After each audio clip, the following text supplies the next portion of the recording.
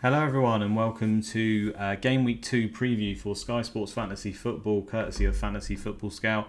I'm Luke Williams and I'm joined as ever by Niall Murphy. How are you doing, Niall? I am doing great. I've really enjoyed the football this weekend and I'm looking forward to dissecting it with you today. Definitely, it was amazing. I think it's been well documented how well it's been received in the community. To be honest, just having all the games at the same time and less VAR intervention in general and goals flying in left, right, and centre. It felt like there was so many worldy goals as well. It was just incredible. I mean, for me, I was actually on holiday with like absolutely zero signal, so I was kind of dipping in and out of matches all the time, which was frustrating. But the bits that I did see and catch up on, oh yeah, it was so good, to be honest. And it helps when your players are getting a load of points as well, right? Always, always. I think that it was a great return, and I think that one of the big things for me was the return to the 3 p.m. kickoffs. It just meant that you were able to do your captains and watch it as you pleased rather than kind of have to be totally immersed in it as you were at the end of last season. So I think all the fatigue that I felt towards the end of last Sky season with games on Monday, Tuesday, Thursday, Sunday, everything, was it was nice. It was a nice novelty to have those games at 3 p.m. again. And I think it makes the captain choices a lot easier as well right now. So cruising into the overhaul, but a lot to talk about and digest between now and then. Yeah, exactly. And also, to be honest, it makes them really important, right? Because there can be massive differences on those days now. When you've got like, I don't know, 6 or 7 games on a day and like 5 at 3 p.m. You've got to pick the right captain, right? Because before you might have only had 1 or 2 games, and it's pretty clear who the best captain is. I mean, in some cases it still is. You might have a Salah or a Bruno Fernandes, whoever playing on the day, but you get the point. There's a multitude of options, and there are different options if you want to be different. And we didn't really have that before, so I'm looking forward to it because no doubt as the season progresses, there will be opportunities to go a little different. The old Van Dijk over Salah, the Diaz over Kane if he's at Man City, for example. Stuff like that as well. Even in teams will be more interesting this season, I feel. Hopefully, you guys can see on the screen there what I'm looking at, which is the website for Sky Sports. As you can see right at the top there, I got 135 points, which I was really chuffed with. Some letdowns in my team, but overall, obviously the captains really came through for me. I think like many people, Tony with a bit of a suspect man of the match on the first night. I mean, he played well, but I didn't think he was man of the match. Salah, obviously his usual self. Obviously, captain in Bruno Fernandes would have been better, but I don't think many people went there. And then Antonio was obviously really good as well. I had a couple of punts in my team like Ben Rama, so him and Barnes were my 2 midfielders to go alongside Bruno Fernandes, and Ben Rama coming good in the first game. That felt good because he's not really a pick I'd usually go for in Sky. Just didn't think he'd get bonus points or anything like that. Barnes obviously can get the shots on target, but yeah, so that worked out for me. And then the defence was pretty much a letdown, including the goalkeeper. Martinez just the 2 points, Diaz just the 2 points with no passing. Did not see that coming. Dunk managed to pick up passing, that's why he's in there. And then Trent and Tsimikas, they got the clean sheet, but they didn't get any bonus or attacking returns whatsoever. So a little bit of a letdown at the back, but overall can't complain at all. Really happy with that start. And most importantly, to be honest, it's like all my players played at least, right? That's the main thing, and there wasn't any glaring errors like, oh no, I need to sort my team drastically. So that's all I really wanted from the first week. So how did yours go now? Yeah, it went well. I mean, nowhere near as well as yours. I think I got 123 points. Pretty happy with it. I didn't have Ben Rama. I didn't have Dunk. I had Webster, who only got 2 points, but he's only 7 million. I'm not that bothered about him. We can come on to the Brighton defence, but they looked all right. They conceded quite a lot of chances, but they kept enough of the ball, and I think this weekend they should be primed for some more bonus. Diaz disappointed. And my midfield kind of what let me down. So I had Mahrez and Buendia in there, who both cruised to 2 points. Yeah. A little bit worried about how Mahrez performed. I hope he'll be okay for this weekend, but not great. But on the flip side, nailed all of the captains. Every captain I had Friday, Saturday, and Sunday got man of the match in a game. So if that's the way the season's going to go, then Yeah, love that. hopefully it'll be a good one. Yeah, definitely. But no, good start, solid start. Nice, nice. You can see there we've got our ranks, and there we're both actually. I mean, to be this high this early on is a real rarity, to be honest. I think like most of the sort of top managers, the engaged managers, teams did pretty well this week, as they did in FPL and just across fantasy, which doesn't always happen at the start. So when you get such a good start, it makes you feel really, really confident. But to be honest, most of the people up there, I feel, are going to be, obviously there's going to be the few people who've used loads of transfers, like they always have, like 5 or 6 transfers in the first couple of days, and some crazy picks that have just worked out.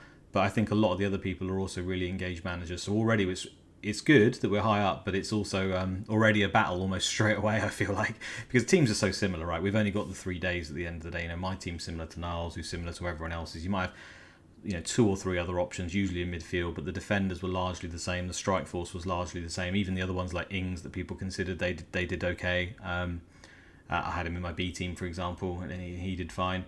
So overall, I think just a really strong start for most engaged Sky managers, to be honest. What we plan to do really is just, because at the moment there's not much in terms of change, and we've set up our team for these three game weeks, and the plan really is, I think for most of us, or certainly for me and Niall, is either to not use any transfers or maybe consider the Spurs one to the Son or Kane in game week 2 into game week 3. I don't really have any other planned ones. Now, usually we end up being forced to do one. At the moment, I don't seem to have been forced into it, so I'm not considering any moves. And I think that's the same for a lot of people. I think Gundogan's something we're going to bring up later, which some people may be in a position where he might not be playing. But aside from that, really, there's not too much to talk about. In terms of transfers and stuff. So we're just going to talk through the fixtures, who caught our eye, who we're looking at moving forward. And these are very much going to be sort of after overhaul picks, I think. At the end of the day, we've only got 1 week's worth of games, right? So everything can change around. I mean, Ben Rama looked great in his first game. He might play 60 minutes next week and be subbed off, and suddenly, he's not an option. Things can change around very quickly. So I don't know if you want to start us off now with Arsenal-Brentford, which is obviously the first game on Friday. Was there anything in that game that took your fancy? I mean, Arsenal, for example, I think after overhaul, have got like a really good run from game week 4. And I feel like having one of their players could be quite useful. I think they may even be useful for a captain day as well. So, it's kind of like, I kind of would want an Arsenal player. But after that display, I'm not so sure. I think we'll start with Arsenal since you've talked about them. I thought they looked absolutely horrendous. Fragile at the back. I mean, that might change when some of their injured players start to return. But it was just typical Arsenal. Any hopes that the fans might have had over the summer for a good start dashed within the first half. They just looked so poor. But there were some bright lights. I thought, and this isn't just my Scottish bias speaking, I thought Tierney looked good going forward, and if you have a good run of games, you never know, you might be able to pick up some passes. I remember last season he scored an absolute worldie against West Brom, and got a huge haul that day, so he's definitely capable of it. So I think from the defence, he's probably the only one that really interested me. I mean, they might start to tick along with the passing, but they weren't really that close. I think it was only 2 players in the team that actually picked him up, and that was Xhaka and Lokonga in midfield, and Xhaka was the only one to get tier 2. So against Brentford, who you would expect the newly promoted side would sit in, they didn't really do much bonus wise, so that's a concern. So we need to see more of them. They've got 2 tough games to come up now, and I think going into the overhaul, we're not going to have a lot from Arsenal in terms of who the best options are. But I would say the only other player that really stuck out to me was Smith Rowe. He looked really dangerous, and I can see him being their talisman this season if they do get a good run. So 7.5 million midfielder, he's really where I'll be looking, I think, if I want an Arsenal player post overhaul. But yeah, it was a grim watch for anyone who supports Arsenal. It really was. Ben White, 7.8 million.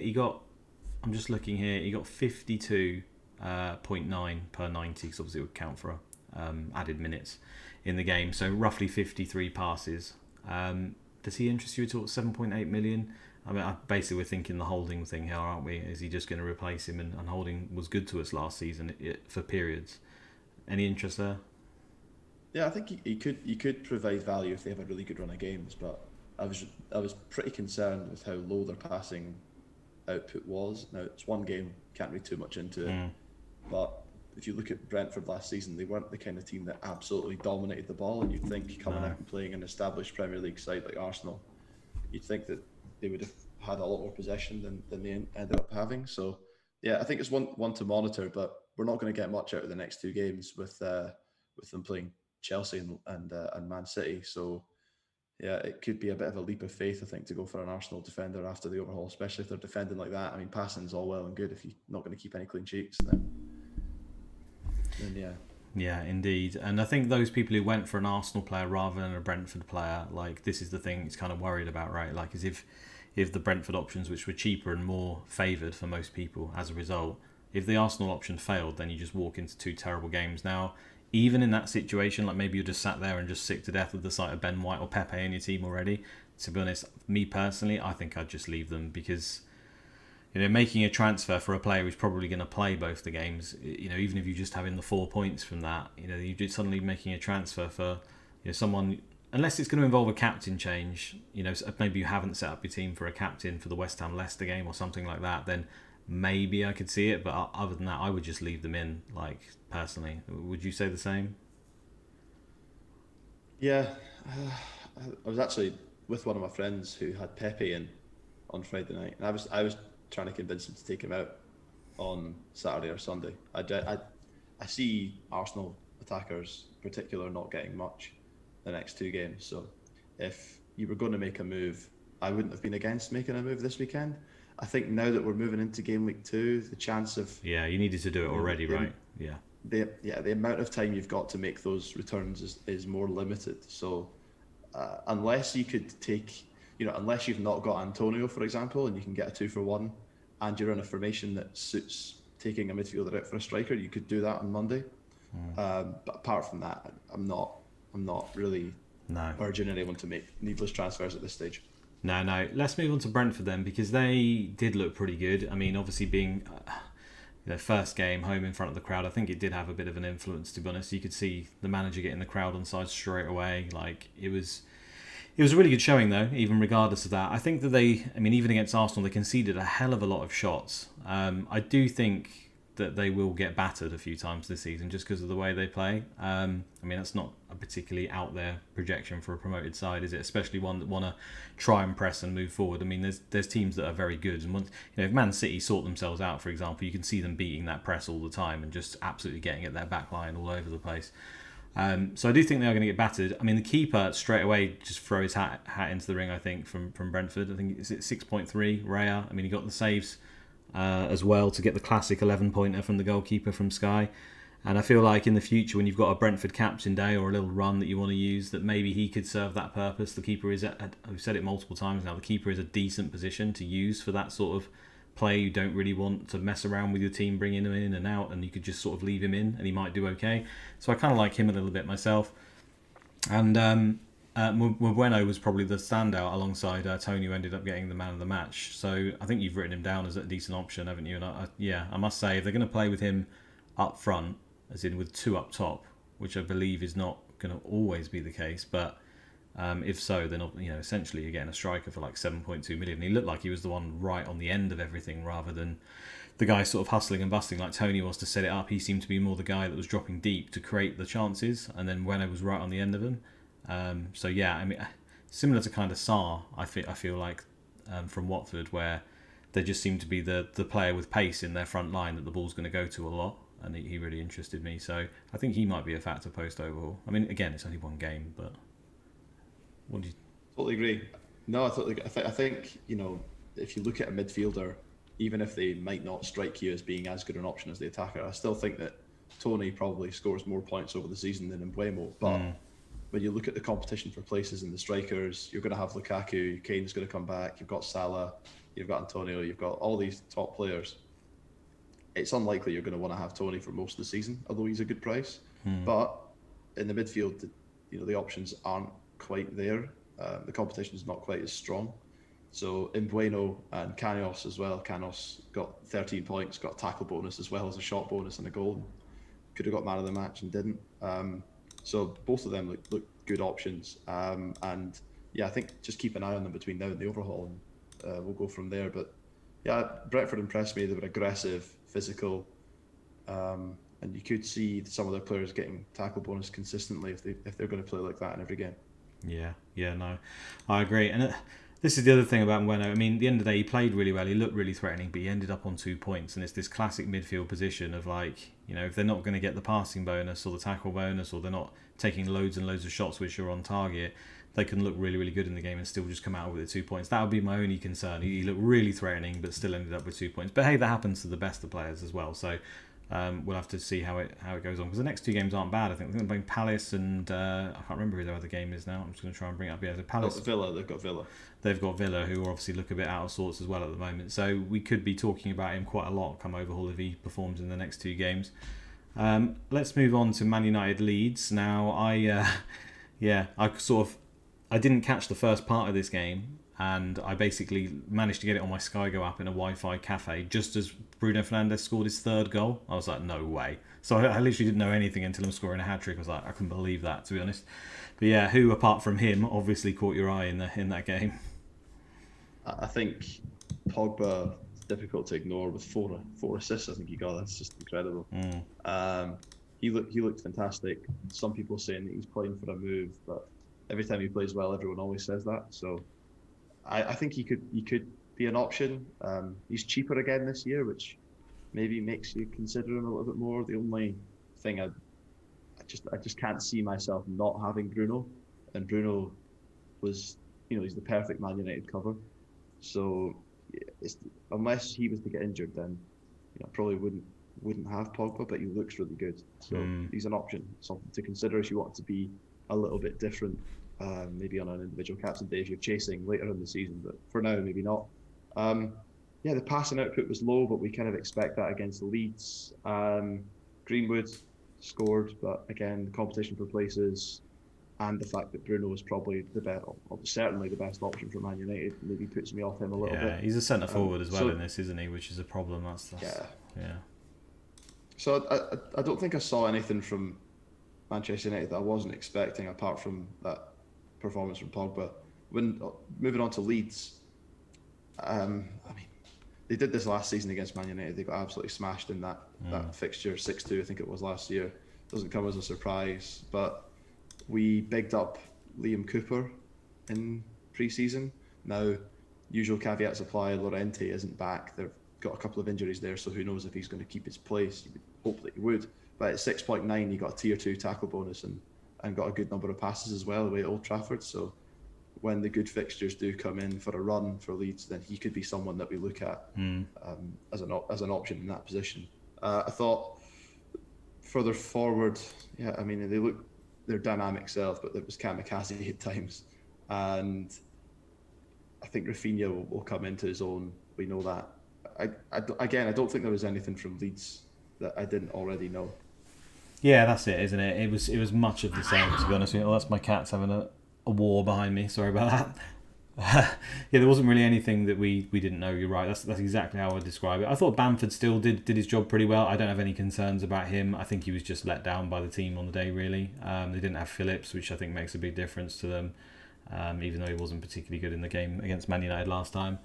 And Llorente's the one. I think as soon as I saw that Llorente was out, I was fearful for Leeds, to be honest. And I feel like, we've talked about Cooper. Llorente's only 0.2 more, and I feel like his passing stats were just as good. So 7.1.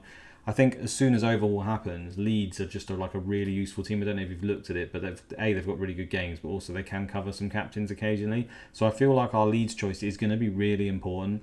I feel like a lot of people will just automatically go to Rafinha because he covers a midfield spot, and that's probably the way I'll go myself. But I said it before, I think Bamford can be, if you can manage to fit him in, he might be even a better option.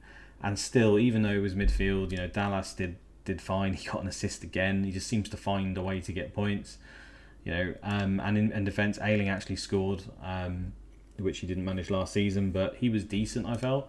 And they were close as well on bonus, I think, as well. Even against Man United in some areas, like tackles and passing weren't too far away. So, yeah, it's a real toss-up for me between, do I just go like a Llorente? Do I go Meslier even in goal, who, despite conceding 5, he still ended up on 0 points because he got saves tier 1 plus 2 points.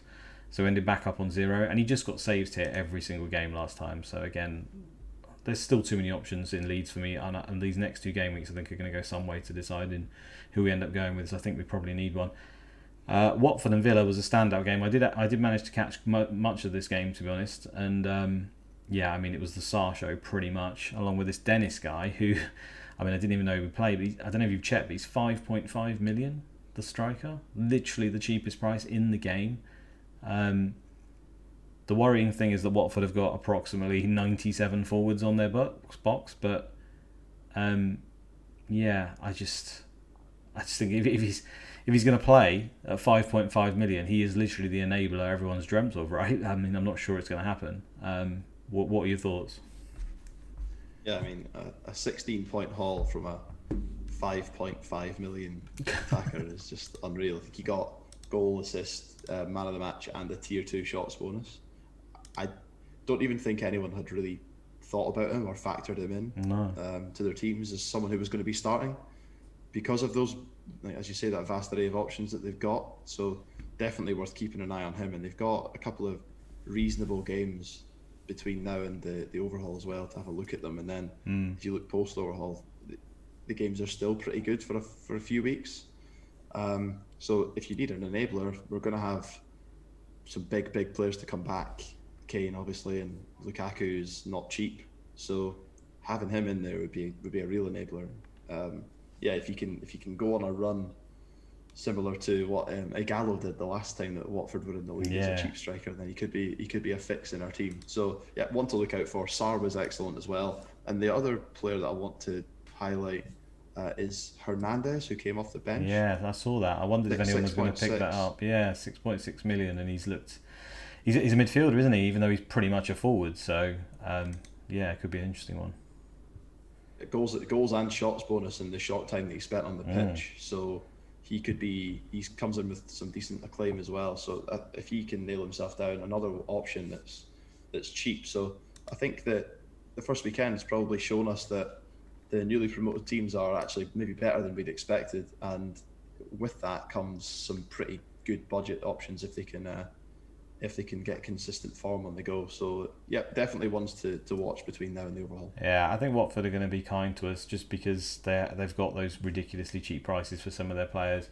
They have got so many players that it's a worry, but even Sorrelto, he didn't play, but I think that was to do with fitness issues. Truce de Kong, 5.5 million as well. Yeah, they've got options. Even the goalkeeper looked like at one stage he was probably going to get a clean sheet. I mean, it didn't work out that way, but 6.3 million again. Just going with those cheap keepers is good, quite a lot of the time. Yeah, and I think often getting the cheap player right is kind of the key to Sky. I think if you can get those cheapies that just allow you to play with the big hitters, then it's really good. The ones that you can just kind of leave in and not have to keep changing the cheap ones, and often the ones that do good at the start end up being just really good towards the end, like Dallas last season, for example. If you just didn't mess around and just left him in your team, you save yourself so many headaches, and they allow so much.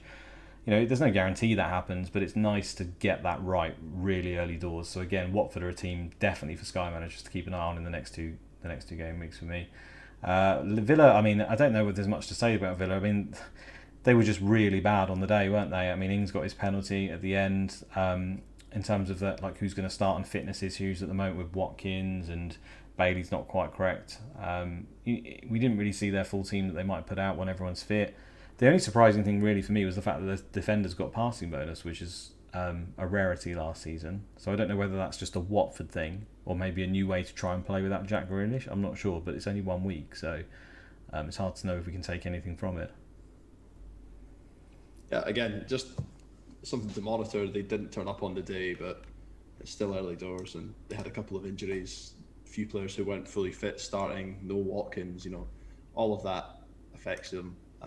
So yeah, I'm not panicking on the Aston Villa assets that I've got yet, but yeah, it was disappointing for sure. Martinez still got his mandatory save bonus. You'd expect that. And yeah, Danny Ings getting off the mark. He's got Newcastle to come, who looked pretty leaky. So he could potentially have a good weekend this weekend upcoming. But yeah, disappointment I think with Villa, but not anything to worry about yet. No, and the games get pretty bad straight after overhaul anyway. So I think outside Martinez and maybe Buendia, just because of his ridiculously cheap price, maybe Bailey if he shows himself, it's quite hard to know. I don't think you'd probably want a Villa striker to begin with. So yeah.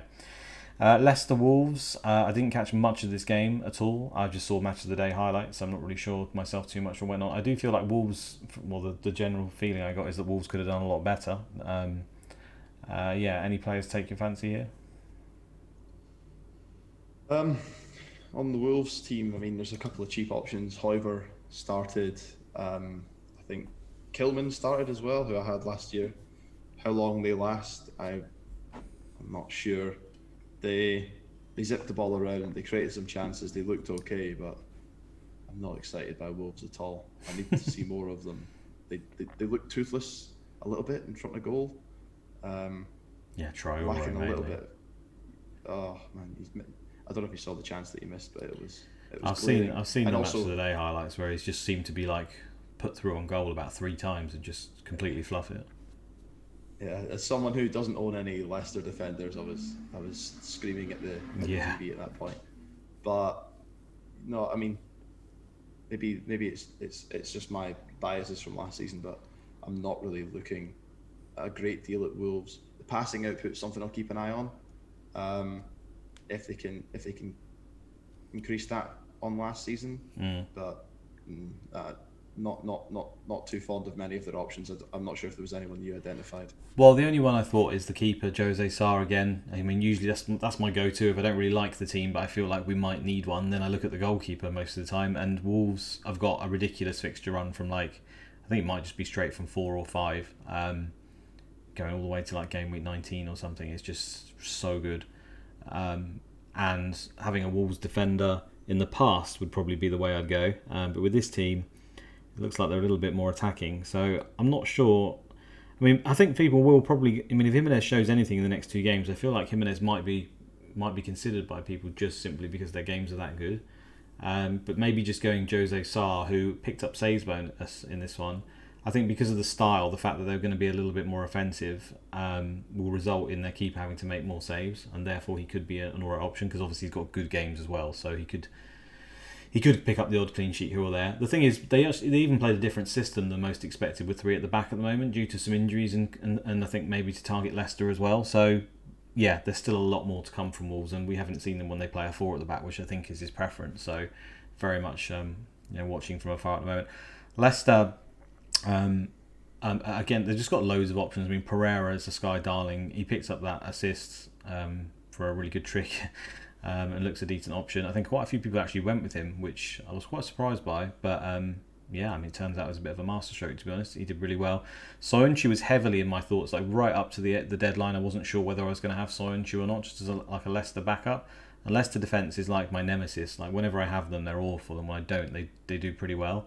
But straight away he gets his 10-point there, and he was right up there for passing. In fact, I'm just bringing up the members area here again. So Christensen was the top passer per 90 minutes on 102 for Chelsea. It's ridiculous. But then it was Soyuncu at 83.5 for this is for defenders. So I mean, if he's going to be hitting those levels of passing, then I'm just going to have to consider him, because 8.2 is pretty damn cheap, to be honest with you.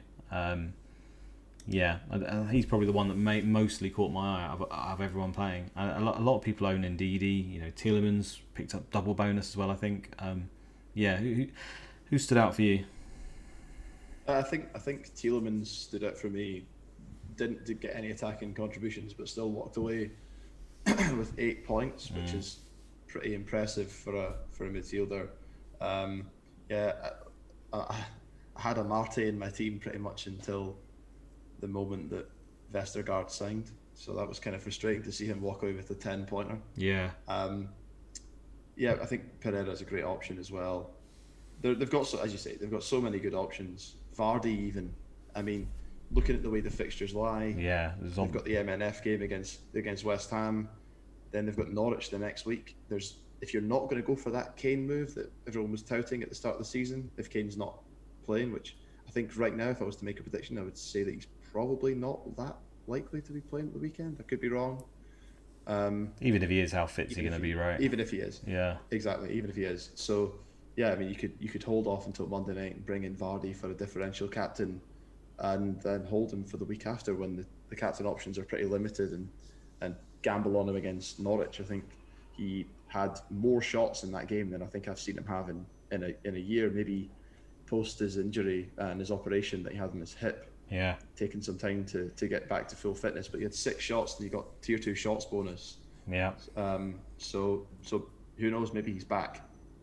Yeah, he does tend to start the season well, and I think that is partly due to the fact that he's actually rested for a while, and his body breaks down come sort of game week 9-10 usually.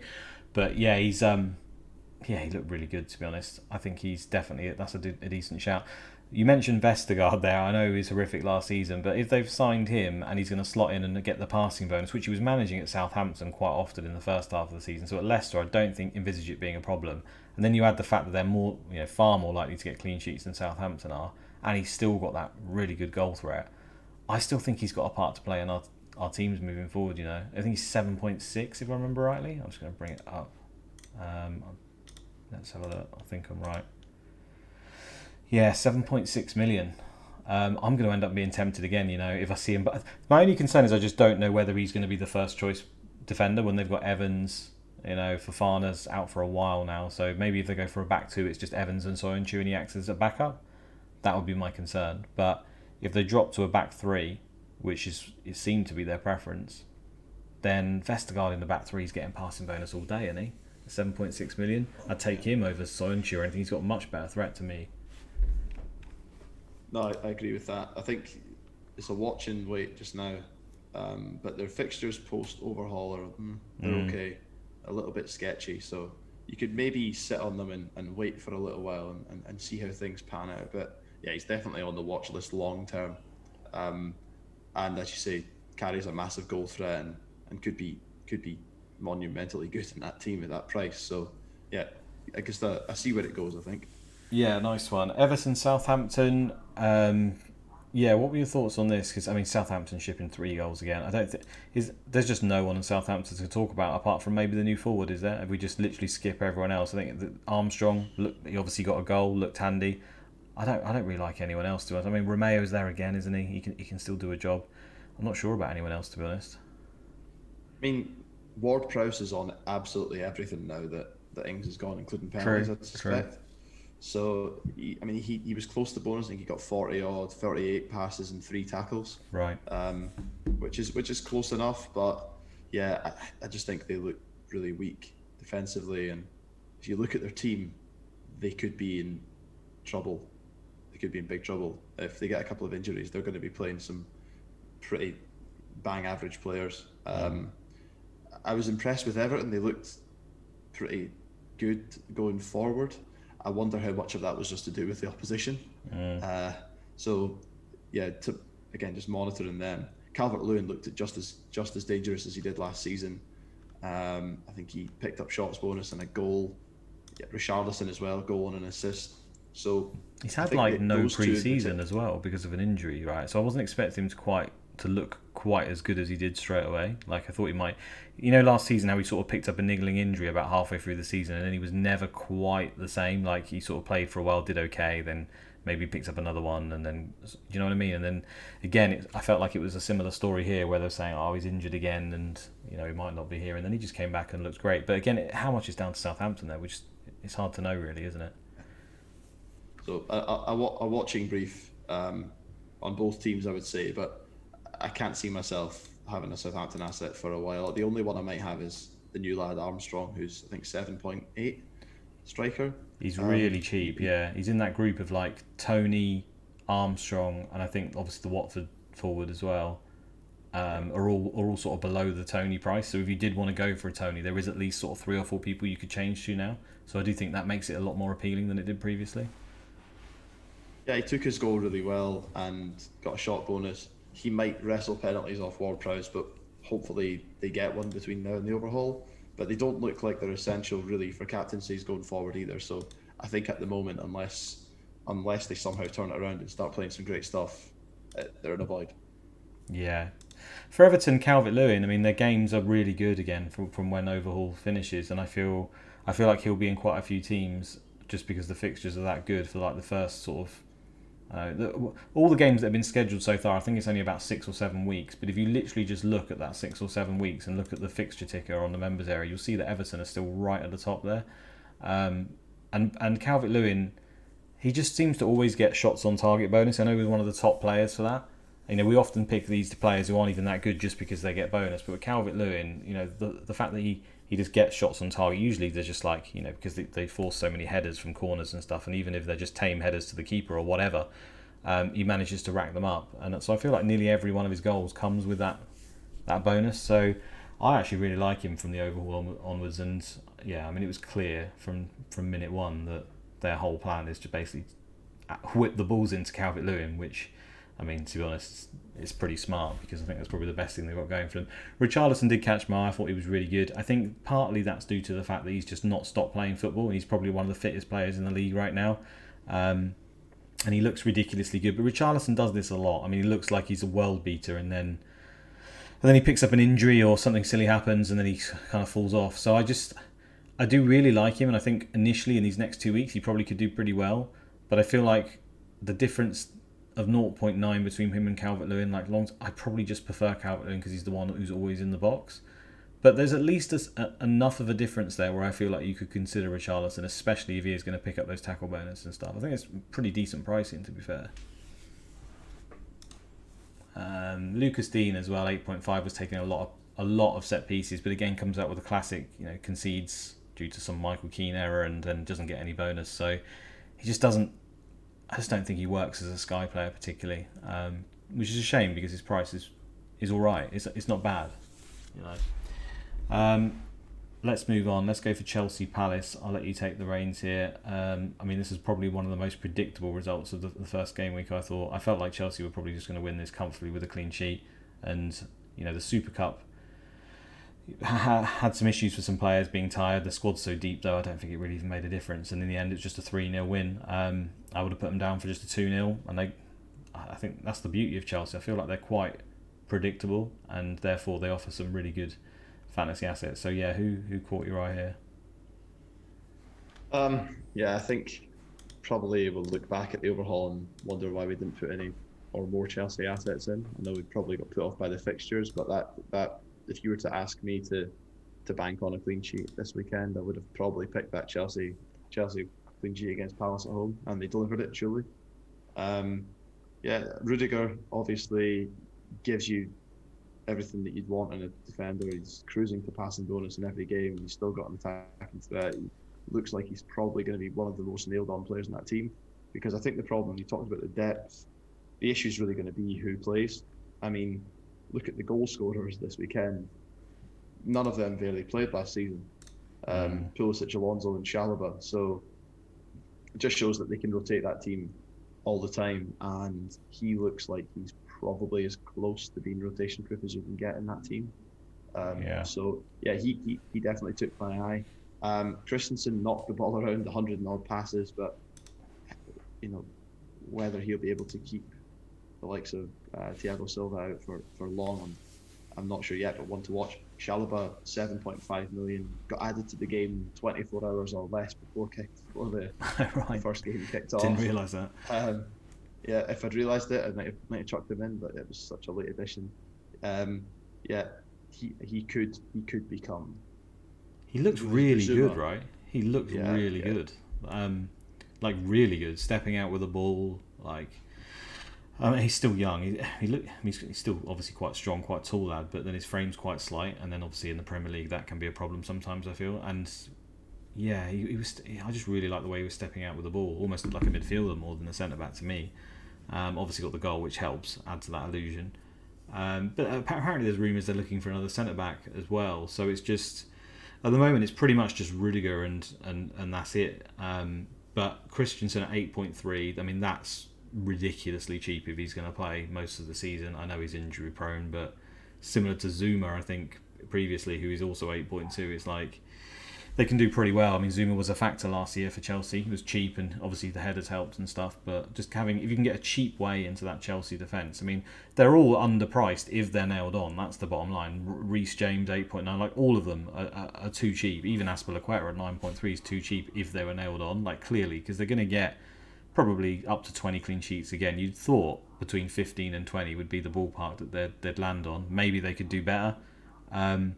So yeah, we're just praying for just to have that guy just sit there the whole season. At the moment, it looks like it's Rudiger, and I'm almost certain to have him. I think even if the fixtures are bad after overhaul, and just leave him in, because I mean the alternatives at City and Liverpool and stuff are the other teams that are probably likely to get clean sheets, and they're just more expensive, right, for pretty much the same thing. So I just don't understand why you wouldn't go for Rudiger at this stage unless anything changes around rotation.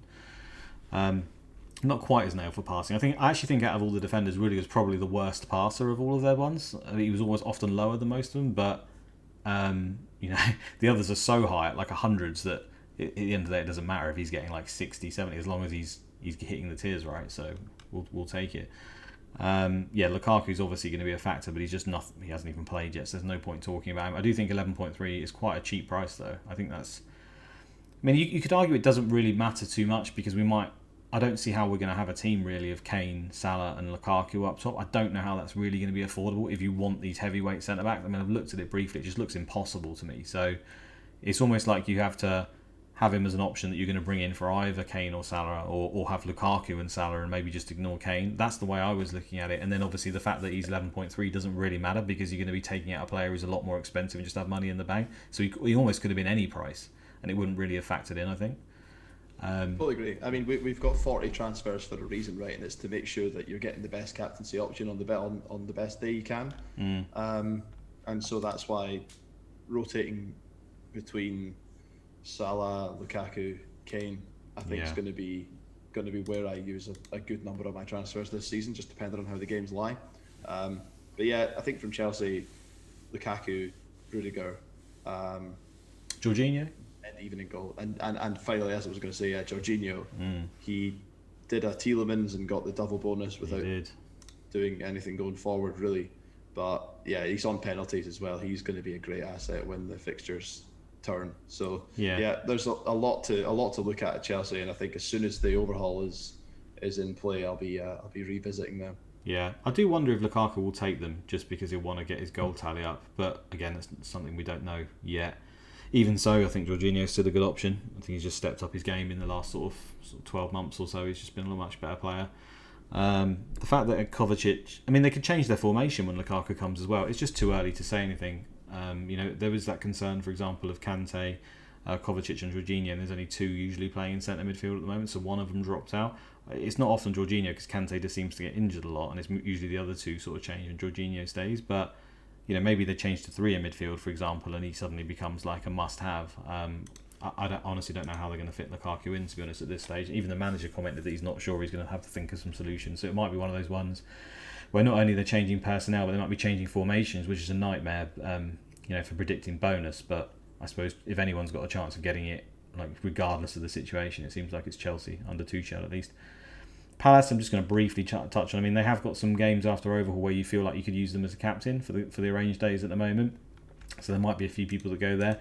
Their defenders picked up passing bonus, and if you actually sort per 90, so I'm not sure how you say this, guys. Lane, where has he gone actually? Guehi. Guehi. Well done, thank you. Guehi, yeah. Yeah. That might be wrong, but I'm assuming it's Guehi. I mean, to pick up 66.5 passes for Palace away to Chelsea in a 3-0 loss is quite surprising to me. I know he's a passing centre back. I knew that about him at least. But yeah, that's pretty impressive. And then obviously they've brought in Joachim Anderson from Fulham, who managed to achieve it for Fulham a lot last season. Similar circumstances, a team getting battered most of the time, but still managing to pull it out. And per 90, he goes right up near the top. Now, he only played 33 minutes, but he was averaging 73.49 passes. It might be just because Chelsea would sort of tune it up, cruising and just letting them have the ball. But it's one to watch because, again, suddenly you've got a player there. I think he's 7.3. They're around 7 million, both of them, anyway. Let me click them on. I think they're 7.2 and 7.3 respectively, so they're pretty cheap. Right. And Mitchell, who's obviously attacking, can get tackles. So there might be a decision later on where, again, if we want to fit in a lot of these expensive players, you've got to work out who your cheapie is. And maybe it is just to get an Anderson or a Guehi who are going, they might concede every game, but if they're going to pick up tier 1 or tier 2, they're going to get you 4 points a game at 7 million, and that's not that bad. I feel like they've maybe got something to offer, but it's early days. I don't really want to talk about anyone else for Palace, to be honest, at this stage anyway. No offence, Palace fans. Burnley and Brighton. Now, I thought this game was just going to be flat out 0-0 or 1-1. Ended up being 2-1. Burnley ended all our hopes and dreams in about a minute, scoring a goal. That was like the first notification that popped up to me. It's like, you're joking. I've got like multiple Brighton assets across multiple teams in different formats, and the goal's gone, but I felt like it was the same for everyone. And I don't know if you saw the goal, but I'm not sure how that was allowed, to be honest with you. that was an assault. You could even see on Tarkowski's face the big grin when the ball went in. He knew himself it was going to get chalked off, and then all of a sudden it didn't. But I think that, as you said at the start, VAR being a lot more lenient this year probably is going to lead to more goals. So something I think we probably need to think about in our defensive decision making, because clean sheets might decline a little bit. Yeah, so that's where Also like the penalties Andersons, as well. that's where like Andersons and stuff come in, right? Because if no one's getting clean sheets, then I may as well pay only 7 million to get my passing bonus rather than whatever. Yeah. Yeah. So looking at Burnley, I mean, there's I'm just going to be frank. There's probably nobody there that really excites me apart from Pope. If you really need someone for a single match day, and maybe Wood, but Wood didn't do anything. He looked really off the pace. So, I'm going to move on to Brighton just because I don't feel there's a great deal for Burnley. I mean, I was surprised to see Shane Duffy starting. Man of the match as well, apparently man of the match.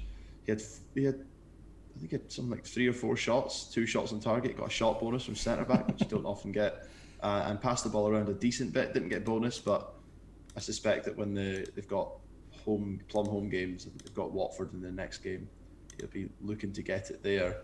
And he got some tackles as well, so 6.6 maybe. I mean, I watched him playing last season at Celtic, and he looked absolutely dreadful. I can't see him staying there. Well, once they've got their players back, I can't see him staying in. No. Yeah, looks unlikely. Looks unlikely, but he seemed to do all right. So I mean, who knows? At 6.6, if he does end up starting more often, then he could be good. I mean, most of the people who have been sending their drafts into us before the season had Webster in there, and he threatened both bonuses. You got 50 passes and 3 tackles, I think, so just finished narrowly short. Lewis Dunk just and no more got tier 2, but you expect that from him. And then going forward, I mean, I still don't think there's a great deal to be excited by from Brighton, apart from their defence. No. Mulder, who we talked about at the start of the season, actually started on the bench. 5.2, I think he is, but he came off the bench and got an assist. Yeah, 5.6. Yeah, he came on and got an assist like pretty straight away. Yeah, but it's the thing with Brighton though, right? All their attacking assets, even at the wing backs and stuff, you're just not sure who's really going to play. So yeah, for me, I mean, Maupay did well, but Welbeck's injured at the moment. They sort of chop and change their forwards quite a lot, and even get 60-minute games. Veltman, I think, was just unlucky. I think quite a few people had Veltman. Seems like it was a COVID thing. I imagine he'll just come straight back in. But Dunk, that's why we pay the extra for Dunk. He's always clear of the other guys by passing bonus, and again, you know, he picked up the 5 points there, even when they concede.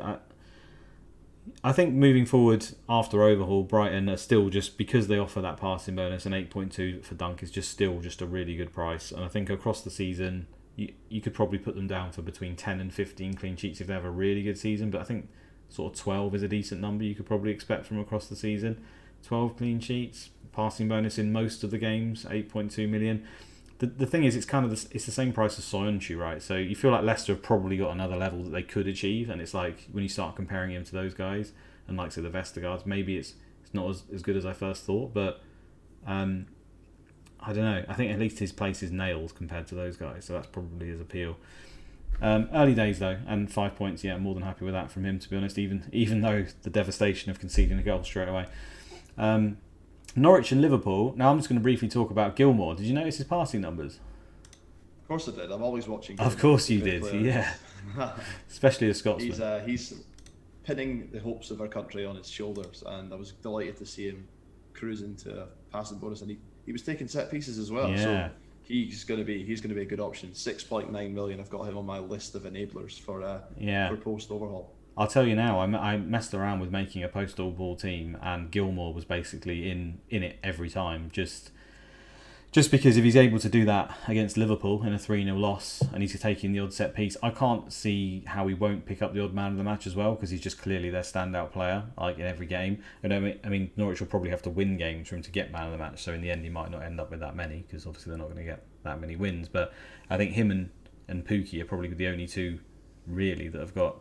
I mean, Cantwell looked good as well, I thought, actually, again, despite not being that good in the Championship. He's almost like stepped up the Premier League. He looked pretty handy to me, even though a lot of his work was defensive. He looked decent.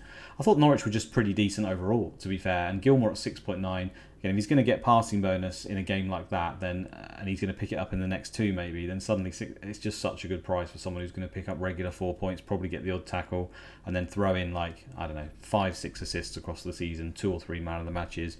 If you just leave him in there in your team, he could be the enabler we're looking for. So I really do like him. No one else really sort of took my eye for Norwich. I mean, Pukki wasn't quite fit, but again, he had the odd chance, could have scored. He's cheaper than Tony, so again, I do like him for maybe a run of games. And then Liverpool, just I mean, what to say about Liverpool? They just did pretty much what we expected of them, right? Apart from, I'm still pretty annoyed that my 2 fullbacks didn't get any bonus at all. I've got them both as well. I mean, I actually didn't think they would get a clean sheet in this game. I thought Norwich would have come at them and got a goal. They did, to be fair to Norwich, they did go at them, and Alisson made an incredible double save towards the end of the game. They probably deserved to score. But yeah, I think most people who had Tsimikas and Trent will be happy with 7 points. It's better than getting 2. And although they didn't trouble bonus, I think next week, looking forward to Burnley at home, I think they've got to be primed for some attacking returns potentially in that game. So, I think they both look pretty exciting going forward. Tsimikas had a couple of efforts on goal, and Trent looked pretty good too. So, I still think they look decent. The only thing that's got my attention this afternoon is pictures of Andy Robertson back in training. I know, yeah. I feel like I'm just wanting to talk about the Scotland internationals here. I'm sure I'll go back and tell you to get Grant Hanley from Norwich in a minute. No chance. But the fact that Robertson's back in training maybe suggests that Tsimikas' time might be even more limited than we thought it would be at the start. We hoped he'd make 3 games. It might be that he makes this weekend and then misses out in the last game. It is against Chelsea, so if he starts at the weekend, gets a clean sheet and does anything, he's done his job right. He's repaid the faith. Yeah. So let's hope that he plays at the weekend. You could argue he's paid it already, 7 points. If he just gets 2 in the next game, 9 points. I mean, it's not the worst, is it? I think anyone at that price and lower will struggle to match that. So, apart from Dennis up top for Watford, of course, but most of them will. Yeah, I think Van Dijk just seemed to stroll back into his usual self straight away. There was a big concern, wasn't there, really, about Van Dijk and will he look the same? I mean, he's still obviously not quite right, but he was just spraying the ball all around. I mean, it's a great game to have to start off, to be honest. But, cruised to a 10-pointer straight away, didn't he? So, yeah, I mean, trying to fit him in post-overhaul, it's just going to be so tough when you've got... It might even come down to the fact that there's just too many other options, and the fact that if you're going to have Salah, which I imagine a lot are going to have, how do you then start fitting in the likes of Van Dijk, Diaz, Rudiger, Dunk, Trent Alexander-Arnold, Bruno Fernandes, Kane? It's just not possible. Something has to give. And, yeah, it's going to be really tough because I really want those guys, but I'm not sure. The thing is the captain coverage, right? When you've got Salah, you just suddenly think, well, do I need the Liverpool defender? And you kind of do, but you kind of don't. It's really hard. Matip, I thought he's just so injury prone, isn't he? Again, 8.4 million he starts. If he's going to play, then suddenly your eyes are turned to think, well, maybe I can fit a Liverpool defender in at 8.4 million, but we've been there before, haven't we? I don't know whether I can look at that. No, I think I'd rather have the relative security of Van Dijk. Now that he's back in the team, if he gets a few games under his belt, that'll be him for the whole season. And he's picking up, I think he got 80 odd passes at the weekend. It's pretty solid what you expect. I would just say Salah, I expected Salah to be good, obviously, but he looked electric. He looked brilliant. And I think there was a lot of deliberation and debate before the season kicked off about this upcoming Saturday with City playing Norwich at home, and do you bring in a City asset to captain on that day? For me, it'll be Salah absolutely every day, just because of how good he looked. And we'll come on to this probably the next game that we talk about. City just looked pretty turgid, and Salah just looked brilliant. I'm not sure if you're having any kind of consideration in your head about who you captain this weekend, but he'll be. It's Salah all day. I mean, we don't get to see the Man City lineup, do we? So straight away, that's a write-off for me. I mean, I wouldn't even...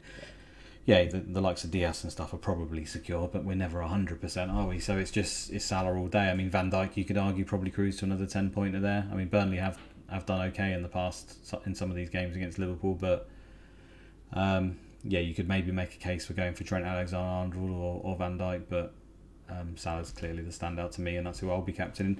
The fact that their midfield three weren't even their normal midfield three, I mean, the three that we thought could do really well in Fabinho, Thiago and Henderson, and none of them started, is probably just why they're still, this cheap. I talked about Henderson just being a really good option if he's going to play as the more advanced of the three, because he can get the passes, he can get the tackles, and he can get attacking returns.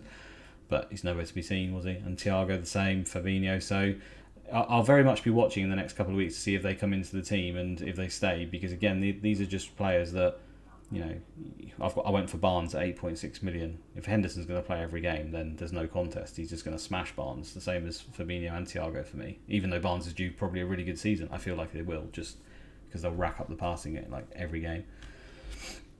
Jota was obviously good, but 9.4 million as a forward, it's just, I don't see why he would, especially when he gets 60-minute cameos and could have the odd benching. He just doesn't seem to be a Sky player at all, to be honest, to me. I could see going there from the beginning because they just had the 3 games. So if you just wanted to load up on Liverpool for their 3 games, I think that's fine. But after overhaul, I'm not sure about that at all. Let's move on. So what's the next game? I've just moved off my screen, so I'm not sure what it is. It's Newcastle versus West Ham, which is a very fun game that I missed the first half of because I was playing crazy golf. But tell me who you liked in this game. I missed the whole game because I was playing actual golf. Oh, really? So, it's something in common. Yeah. But I watched back the highlights, and I thought it was obviously a great game. Both teams looked good going forward. I mean, Newcastle look like they're maybe going to have a new approach this season, if that's a game to go by. But maybe it's just because it's early in the season, and we have seen quite a lot of goals over the weekend, but they looked a lot more aggressive going forward. They showed signs. Last season, the back end, they showed signs, didn't they? Yeah. So, I mean, the system with Richie and Murphy playing is kind of bombing on wing backs, and to have St. Maximin back is huge for them. So maybe Newcastle, Callum Wilson, we saw how consistent he can be as a Premier League striker and just go under the radar last year. So when they get a good run of games, if they get the captaincy option, yeah, for sure. But I think just until then, there's nothing really there that takes my fancy. I mean, I do like St. Maximin, but it's back to the whole discussion that we had there about who's going to get you more points over the course of the season. A tricky winger who might pick up an assist in a man of the match once every few games, or somebody like Jorginho who's going to just keep ticking along, passing bonuses consistently. It's not as spectacular. It might not be as exciting, but it's a points business that we're in. So if you can get someone who's going to be more consistent, that's where I'd go first. Yeah. Moving on to West Ham, I thought Ben Rama looked brilliant. I was debating whether to have him in my team right until the end. Ended up going for Buendia after it got leaked that he was back in training and he was going to be fully fit, and he was posting all over his Instagram about how much he was looking forward to the game. Probably got swept up in that. But Ben Rama and Antonio linked up so well. You could see them becoming the new Kane-Son partnership, depending on what happens with their. Maybe it's a bold statement, but I thought West Ham looked really good going forward, and the link-up play between those two was excellent. I was impressed by them. Souček as well, I think he got shot bonus and tackle bonus. Obviously got. Yeah, I never once considered Souček, but here he is again. With was it 30? Yeah, 13 points. He got tackles tier 2 and shots tier 1, and a goal, obviously. And it's the same all last season. Didn't have him in my team once, even when he was cheaper. And he's an option. He's similar to that Ward-Prowse, where I think I did have Ward-Prowse for maybe 1 or 2 games, but you just feel like 8.2 million. He is one you could just leave similar to Jorginho, and he might not always get the tiers, but he just finds a way to get points. He's going to get more open play goals. I mean, that's pretty much confirmed already, I'd say, off of just scoring that one straight away. He does pick up the odd tackle every now and then, so he is an option, yeah. Yeah, so some good options from West Ham, but I think Ben Rama and Antonio are looking the best too for me. I don't really like them defensively. they very rarely get bonus. And I don't think they ever really get bonus. I know that Kufal picked up It's tackles. Kufel for tackles, yeah. No one else really does much, no. But passing wise, not at all. And they look so free flowing going forward. I wonder if they'll be a bit leakier at the back this season. Well, the problem with them is the fact that they start Europe soon, isn't it? And yeah, it's great at the moment. I'm sat here with Ben Rama and Antonio, but I feel like once Europe starts, their squad's so thin. Antonio's obviously so injury prone.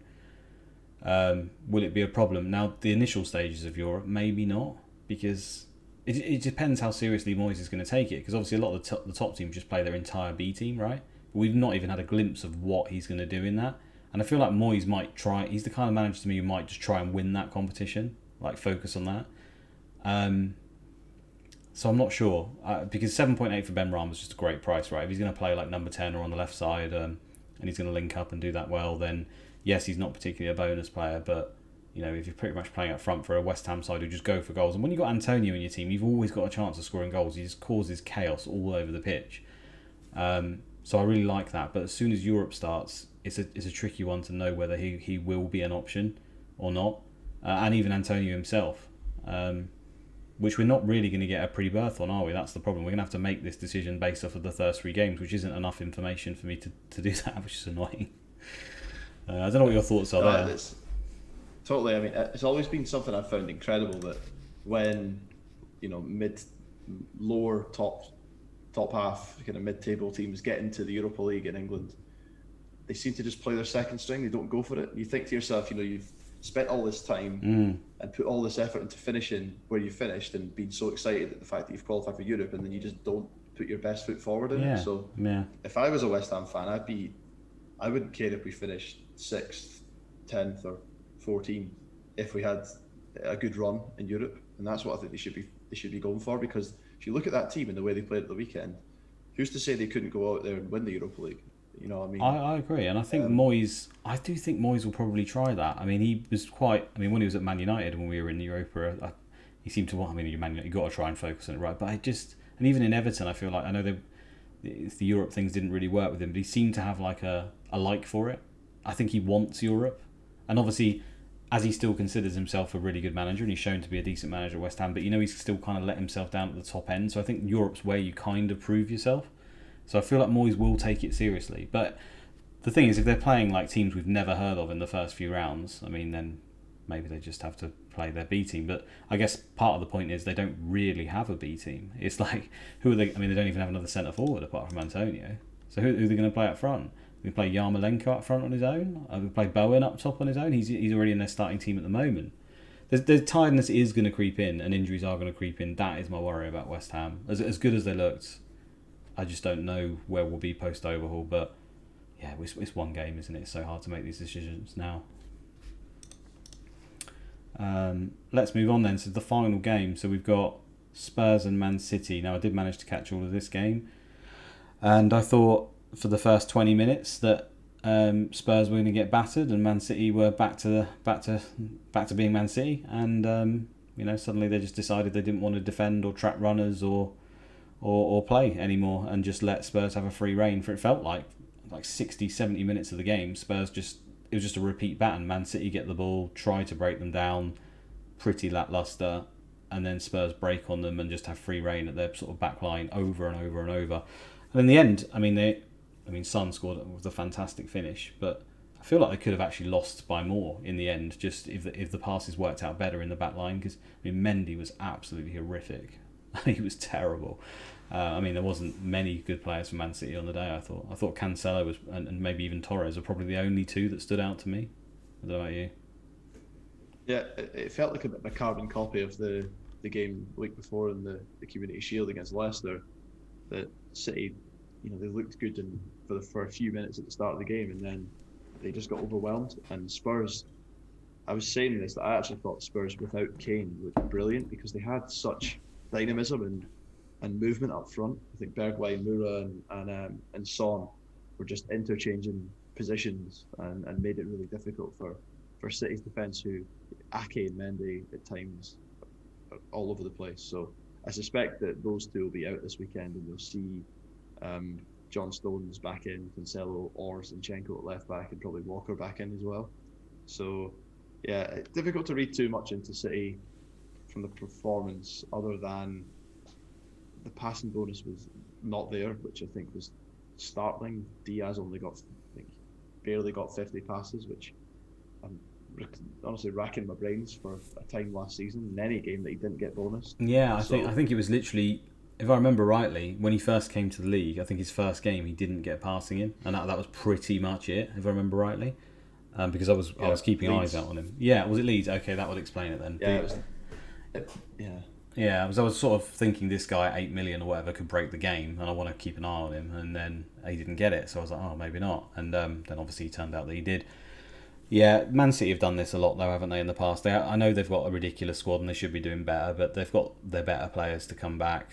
They go on runs with looking bad, and suddenly they flick a switch and they win 5-0 and they look unbeatable again. So I don't think there's any particular concerns. I mean, my only concern really is they still don't have a centre forward. I mean, at least last season they had Aguero for like the odd game, and then Kevin De Bruyne was fully fit playing up front, and Jesus was half handy, half handy. Maybe that's kind, but he was at least in the picture. Like now, he doesn't seem to even be getting it. I know he was obviously involved in international competition, but doesn't seem to be getting any minutes up top. And Kevin De Bruyne still just lingering injured out, and you just wonder who is going to actually be the guy who sticks the ball in the net, because everyone that they played in that game was just like the really nice players, like the Jack Grealishes and even Mahrez. I know he can finish on his left foot, but everyone knows that if he's cutting on in his left foot to shoot, that's pretty much the one way he's ever going to score a goal.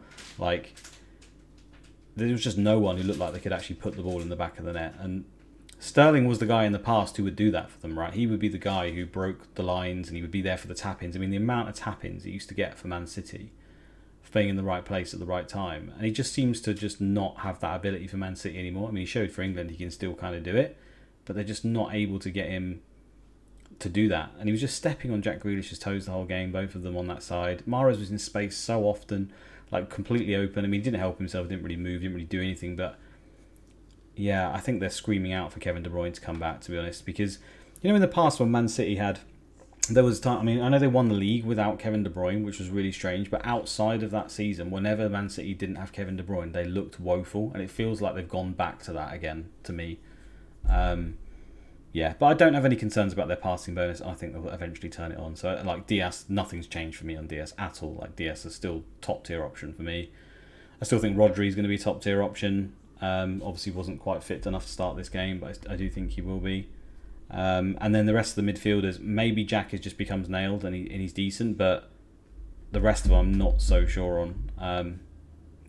It's just too much rotation. Everyone knows about Man City, isn't it? It's like, if you could tell me now Gundogan's going to play 35 games, I'd strongly consider him as well. And maybe he does, but that's really all that's on my radar right now.